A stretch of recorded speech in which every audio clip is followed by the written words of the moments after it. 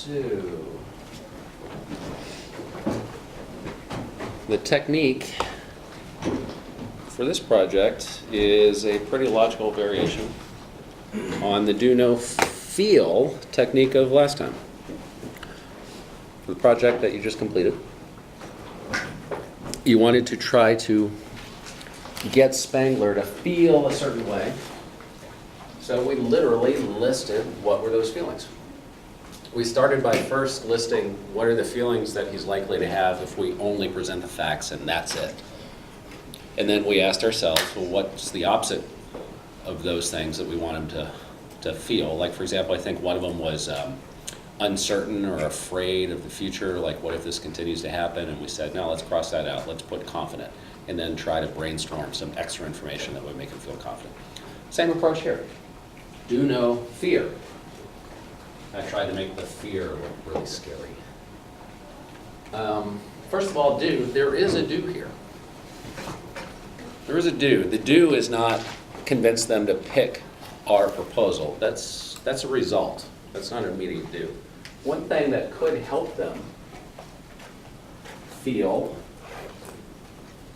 confident about picking a proposal is if it's easy to evaluate.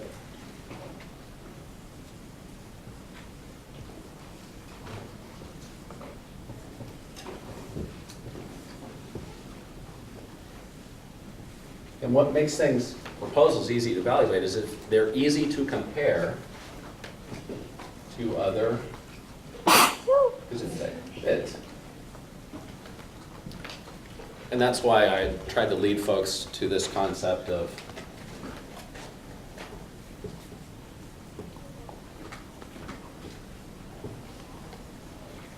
giving processed information, giving statistics, really, in your proposal that can help them to evaluate it against other proposals without them having to do the extra work of having to do extra math and stuff. Proposal evaluators tend to like that for reasons that we'll probably brainstorm out. So. Also,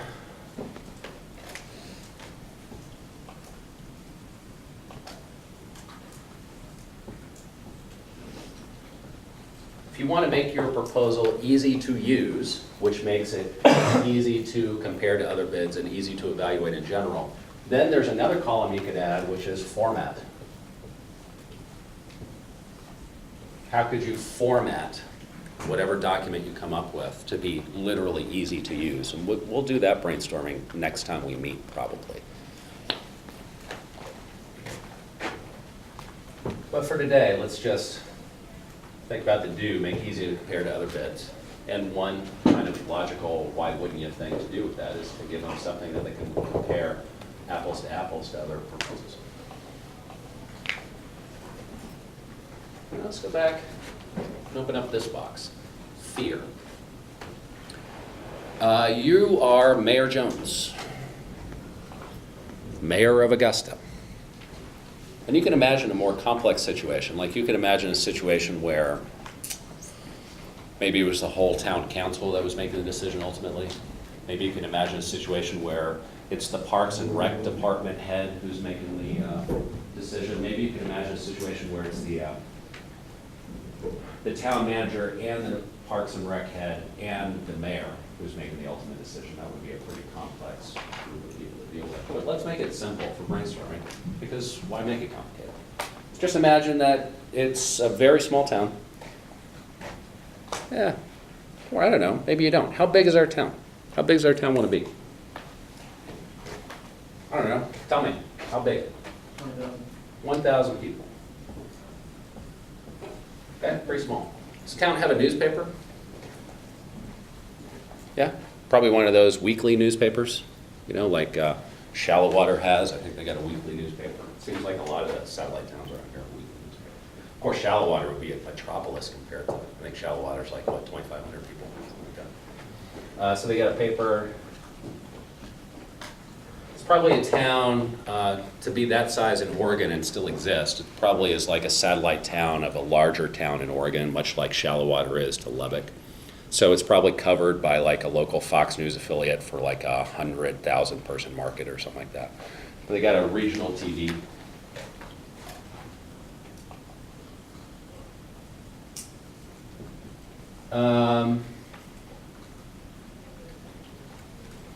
Is there a town council, or are you like it? Is there a town council for the town of 1,000? Or I don't know, what do you want to imagine? No, it's just you? Okay. You got elected, right? I'm assuming that this is not like Soviet Russia, you got elected. Okay, when did you get elected? Like, were you elected just last year, and is this your first term, or have you been like mayor of Augusta for 20 years? What do you want to imagine? Or anything in between? We just got elected. Okay, you just got elected. This year, last year? Last year. Last year. So, elected last year. So you're a newbie. How long is your term? 2 years, 3 years, 4 years, 1 year? 3. 3 years. So you're in year 2 of your 3rd. So you're right midterm. Okay, cool. Is being mayor like your full-time job? Or do you like do something on the side? Or is mayor your side? Probably for a town of 1,000, mayor is like your side job. So what do you do? What are you? What are you, a rose farmer? You a lawyer? You a successful local business person? Run a floral shop? What do you do? This is important, by the way, to know this. Like if you were wanting to create a successful proposal, you would need to find out details like this. Since this is a hypothetical situation, because it's a hypothetical class exercise, you can make up whatever details you want. This is also, by the way, why I personally would do a defining objectives worksheet, because it can help you to ask yourself these questions. Because you have to imagine Mayor Jones, they're standing in front of me. Who are they? You can't understand a person's fears until you understand the person. So what is Mayor Jones, what do you do? If you're Mayor Jones, what did you do before you got elected mayor? Or when you're not doing your mayorly stuff, which is probably only takes 5 hours a week, maybe. Pro bowler. Oh, you're a pro bowler. Awesome. You're a pro bowler. Still on the tour? Yeah? Sure. Okay, cool. So you have like endorsements and stuff? You know, you gotta, I don't know who endorses pro bowlers, but you gotta like stay in good with ESPN and stuff like that. You got, you're a pro bowler, you got a reputation, right? You gotta keep up. Otherwise you lose all your endorsement money like Tiger Woods or someone like that.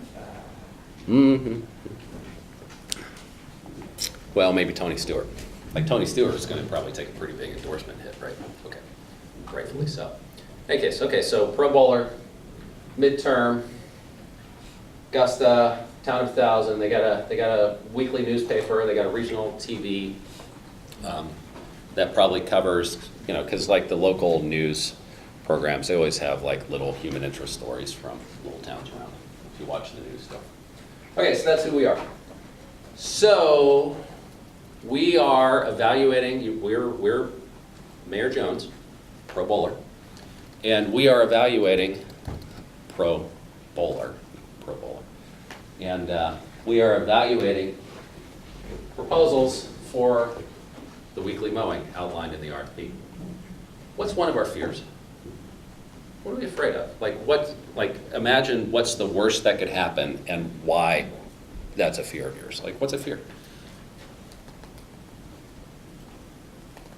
I guess the worst thing that could happen is that you pay the people and they don't show up. Okay.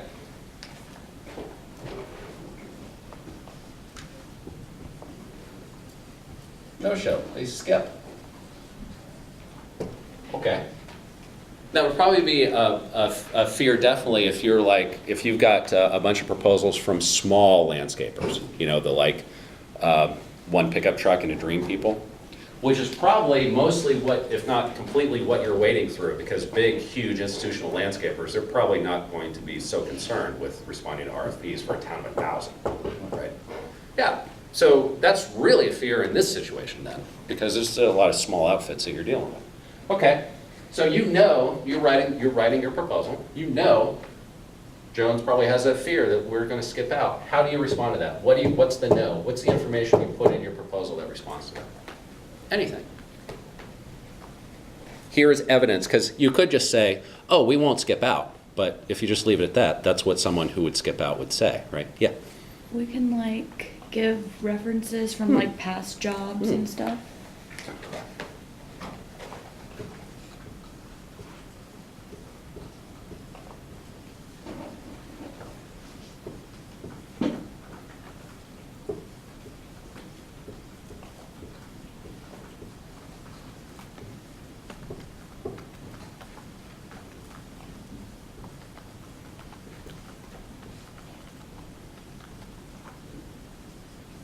Yeah. How's about details on, especially if you're a small outfit, on all your past jobs? Like literally, these are all the jobs that we've done, right? You wouldn't be able to go into a lot of detail, but maybe you just list them. With maybe contact info.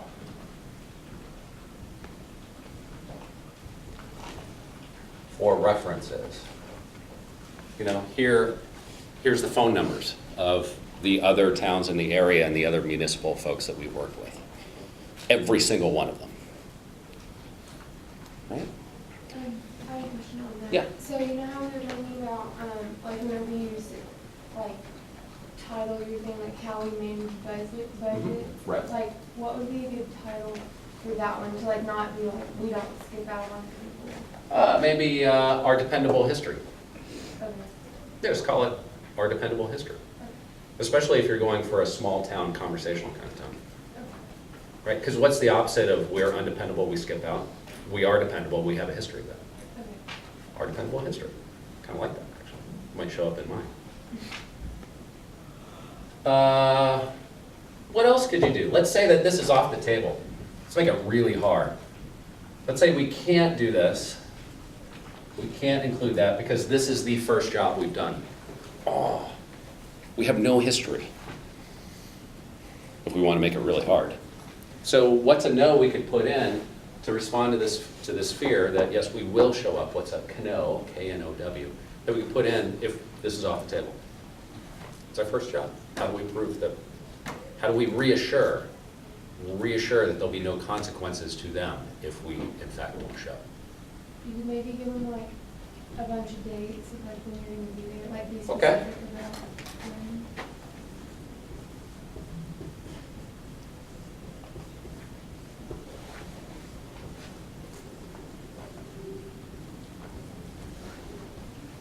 A detailed schedule and plan. Because it's unlikely that someone who's just wanting to take the money and run would also be the type of company or small outfit or individual who would put a lot of effort into like coming up with this concrete plan. So a detailed schedule, as concrete as possible, and a detailed plan. How's about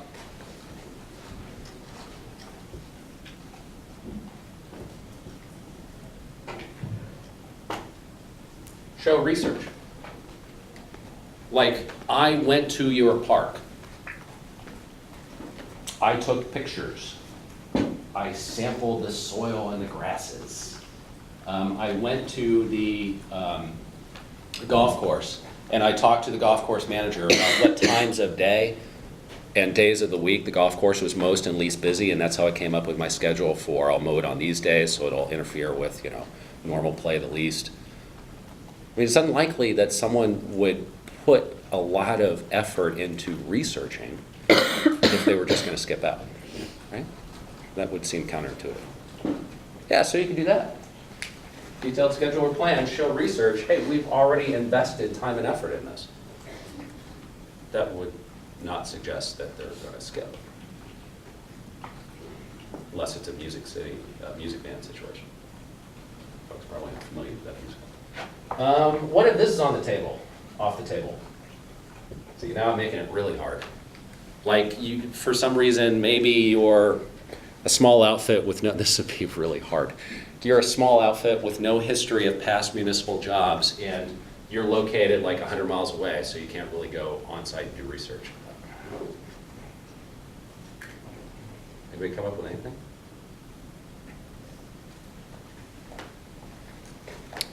And remember, the goal here is not to reassure that this won't happen. It's to reassure that it won't come back on the mayor. It won't come back on the person making the decision. That's the core fear. I don't want this coming back on me. So how could you, did I give you any ideas? How's about this? 3 words.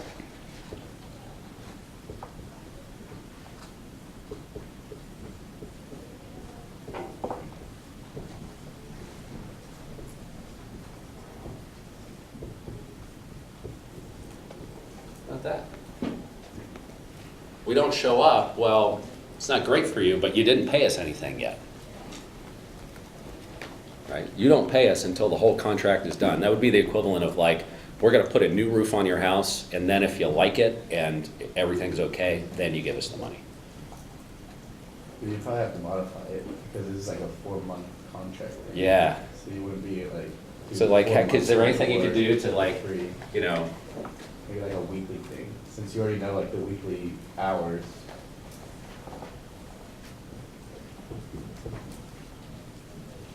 so upon when you complete work. So in other words, the technical term for this would be, there are milestones. Right? You don't give us all the money up front. You don't give us all the money at the end. You give us some money as we work through the project, but it's Because it says you like have to know everything weekly. So. right. Yeah, so it's probably unrealistic that like, well, we'll do that for like, what is it, 16, 18 weeks or whatever, and then you pay us all the money. I mean, that's a lot of float, especially if it's your first job. Yeah. So instead, maybe you say, okay, look, you pay us after the first week. You know, we'll float you the first week for gas and depreciation and labor and all that stuff. And then you pay us. And then maybe after that, it's bi-weekly, maybe it's monthly after that, but like, you know, we do a week, maybe. I don't think that would be terribly unreasonable. And especially if it's your very first job as a company, you got nothing else to prove. Other than, well, we'll show up the first week, you pay us for that, and also it's not like we show up for a week and then you pay us the whole thing. It's like, well, pay as you go. Yeah. Which means that then this would need detail instead of you could still give a detailed schedule of payment. And also, how are we going to do that? You're going to take a check, you're going to, you know, is it cash money?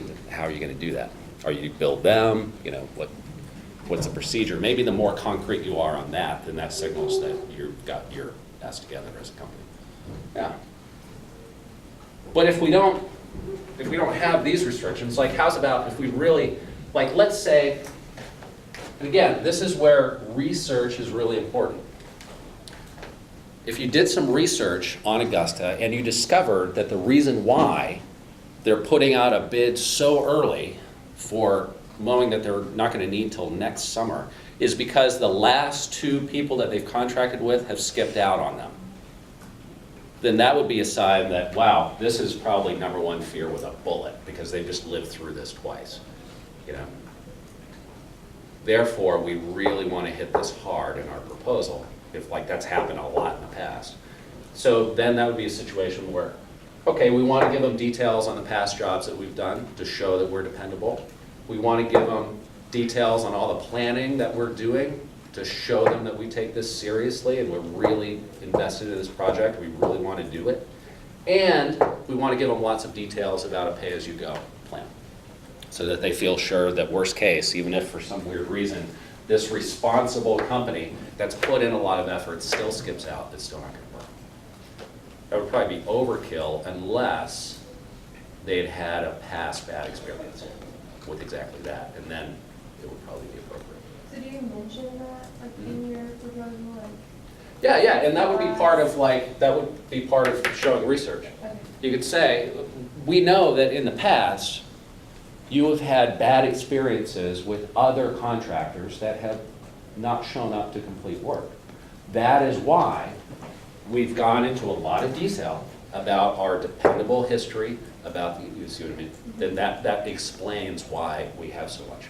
Because otherwise, if you just pop out with all this detail on this fear and you don't really explain why do we respond to this fear 3 times, then again, it starts sounding a little desperate again. Mm-hmm. Yeah. Because in sort of in a situation where this weren't like really super important because it happened to him in the past, probably any one of these would respond to it. Because you have something that connects to it. Something. But also these could connect to other fears as well, and that's where when you make a long list of fears and details that connect, you can see what's called synergies. So for example, another common fear, I think this was listed in the slideshow, is just simple bad work. You're not going to do good work. How would that blow back on Mayor Jones in your midterm career as mayor? The golf course is all messed up. Is that going to threaten your re-election chances, perhaps? Probably, especially if you're Republican, because people who golf also vote. There's a very strong correlation there. So yeah, if they're like, why is the golf course all messed up? Oh, God damn that Mayor Jones, I'm gonna vote for Quimby next time, you know. He's gonna run on the I'll fix the golf course finally platform. So what do we have already up on the board that could respond positively to reassure, no, we're not gonna do bad work? We already have it there. You could do details on the past job. Yeah, there you go. We're dependable and do good work. Boom.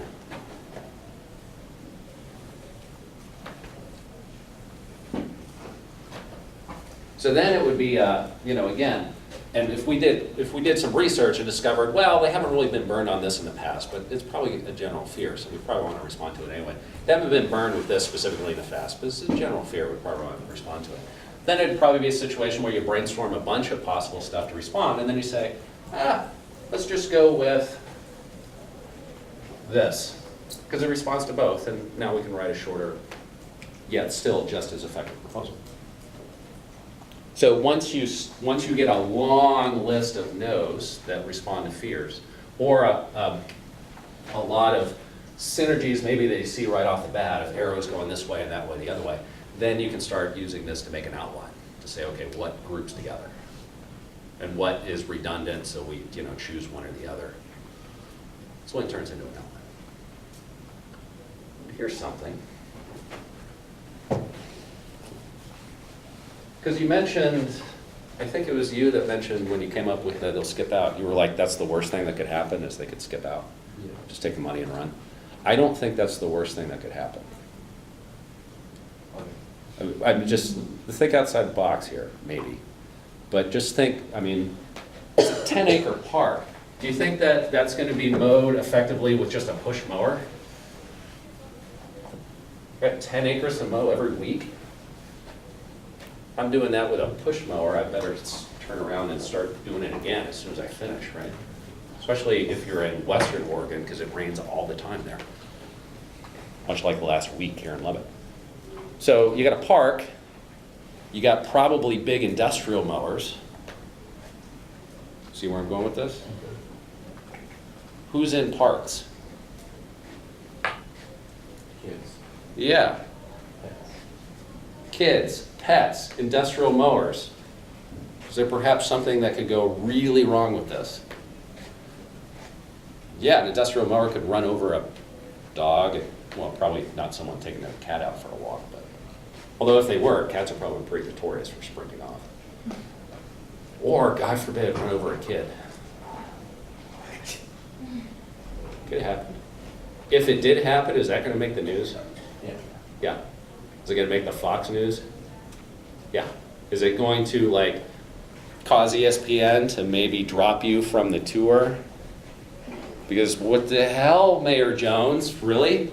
You contracted with the company that was unsafe? So unsafe they killed a kid? Well, goodbye pro bowling tour career now, right? You better have been the Tiger Woods of pro bowling, because otherwise you're off, or the Tony Stewart of pro bowling. So, potential big fear. So how could you respond to that confidently? Would you have a section called "Why We Won't Run Kids Over in the Park"? Probably not. What could you call that? Or just, let's start with like, what are the details? What kind of details could you have to prove that we won't do that? Precautions that our company takes. Precautions, safety,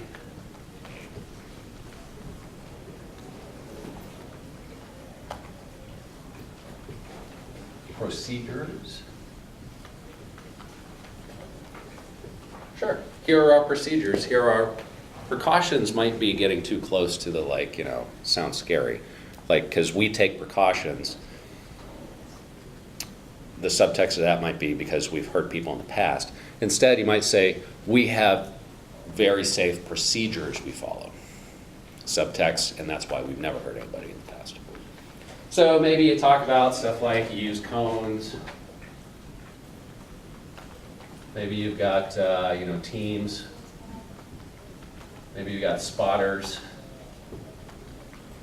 You know, it's not just one person on a riding mower, but for every riding mower you have someone who's like in front or around or, you know, watching out or something like that. Maybe this is where you talk about also schedule. Because remember, detailed schedule was something that responded to another fear, like the fear that maybe you'll skip out. If you have a really detailed schedule, probably not as much of a fear. But also schedule could connect to safety, like when are you going to be mowing the park? Schedule could also connect to safety and research. You know, we've gone to the park to figure out when it's the least, and this is one of the things we do as part of our safety procedures so that we can make sure we schedule our mowing for times of the day when it's most safe inherently. Yeah. You particularly want to go really in depth with stuff like that if someone has been hurt in the past. Maybe that's why they're up for bid again, right? We've had a lawn mowing company for 20 years that's been gotten great results. They've been super dependable, but they just ran over a kid last year. Kind of have to switch now. So, yeah. Anything else besides precautions, procedures, research or planning that you, anything else that would connect to safety? What kind of equipment do you use? Maybe your mowers would go through some like type of training or something. Ah, so your staff. Training, certification.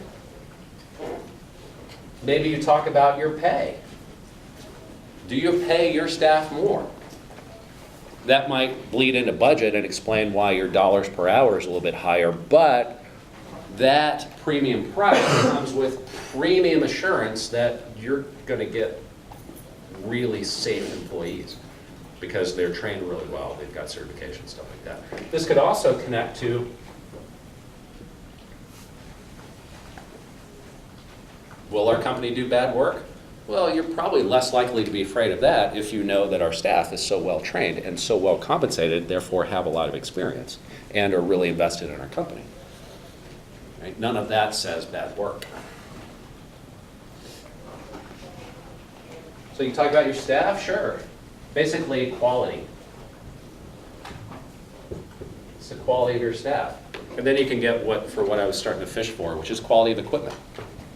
How new is your equipment? How safe is your equipment? How state-of-the-art is your equipment? How well maintained is your equipment? Old, crappy, doesn't have a lot of safety features, and we don't really maintain our equipment. Okay, you're making me feel really bad about safety. On the other hand, new, lots of safety features, super well maintained, now you're making me feel better about safety. You're also, by the way, giving me details for an argument about why you should still contract with me even though I'm not the lowest bid. That's why, in my practical experience, the lowest bid rarely, if ever, gets the contract. Oftentimes it's the highest bid, honestly. But it's the bid that makes people feel safest. People will pay a premium for this makes me feel safe. This responds to all my fears. This is why this is such a powerful technique for really any document analysis situation, but especially proposals. So hopefully that gets folks thinking. So same sort of process as last time. Do the brainstorming. If you do detailed brainstorming and use that as the basis of an outline, your proposal writes itself, because you already know everything to put in. Also, check out the course website. I now have up an entire page of focused advice for proposals. You might want to take a look at it. If nothing else, you can give me feedback on if the fighter pilot graphics work. So there you go. So let me know if there's anything I can help you with one-on-one. Otherwise, I'll see you Thursday.